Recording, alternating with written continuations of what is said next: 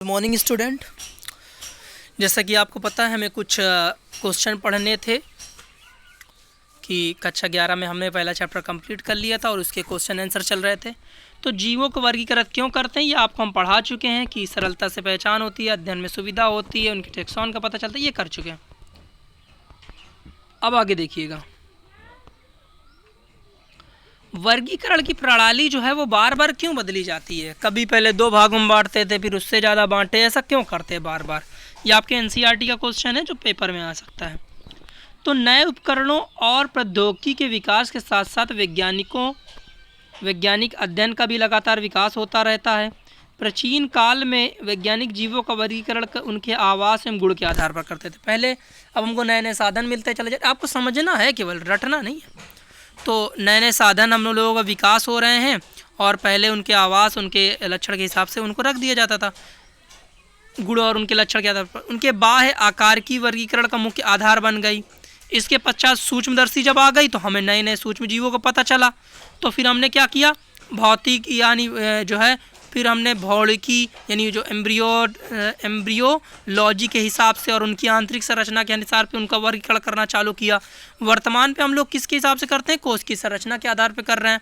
तो गुणसूत्र यानी क्रोमोसोम्स के आधार पे, जैव रासायनिक विश्लेषण, जीन संरचना तथा डीएनए समानता का भी उपयोग जीवों के बीच में संबंध स्थापित करने के लिए किया जा रहा है। तो आपका ये बहुत आसान सा देखना है, आपको वर्गीकरण किया जा रहा है, इसलिए वर्गीकरण प्रणाली समय समय पर बदली जा रही है। यानी पहले कम साधन होते थे तो हम उसी हिसाब से उनके बाह्य आकार के हिसाब से रख देते थे। फिर हमको सूक्ष्म जीव मिले तो हमको सूक्ष्म जीवों के बारे में पता चला तो हम उनके आंतरिक हिसाब से करने लगे।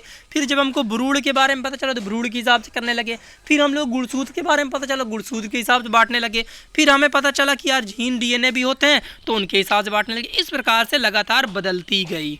ठीक है, चलिए आगे देखिए। जिन लोगों में आप प्रायः मिलते हैं, इसको भी आपको नोट करते जाना है, क्वेश्चन आंसर ऐसे ही।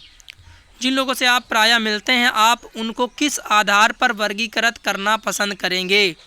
ड्रेस के आधार पे, मातृभाषा के आधार पे, प्रदेश में रहने की स्थिति पे, आर्थिक स्तर पे आदि।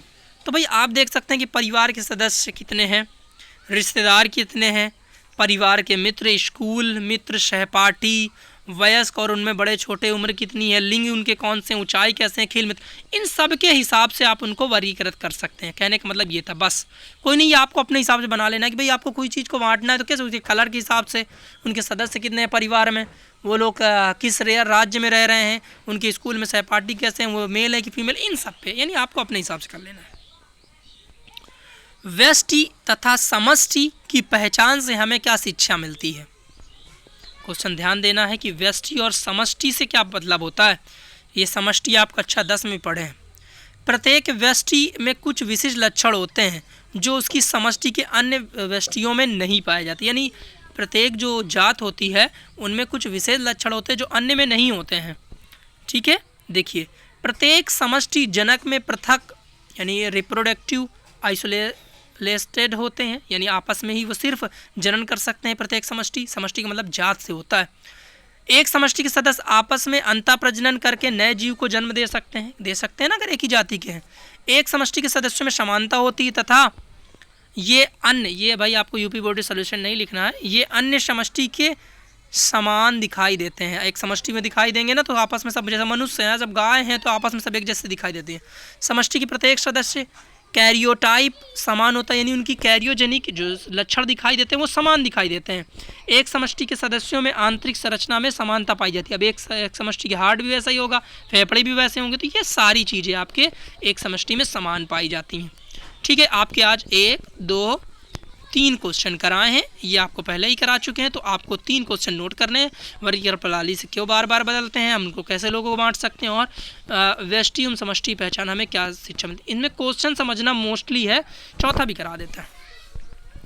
ठीक है, तो वैसे आपको बता चुके हैं कि आम का वैज्ञानिक नाम क्या है, मैंजीफेरा इंडिका। हमने बताया था ठीक भी कि मैंगीफेरा, फेरी वाले क्या करते हैं, मैंगो को लगाते हैं ना, फेरी बेचते हैं, तो इंडिया में तो मैंजीफेरा इंडिका। ये आपको ट्रिक बना के याद रखना कि ये मैंगो का नाम होता है मैंजीफेरा इंडिका। ठीक है, थैंक यू।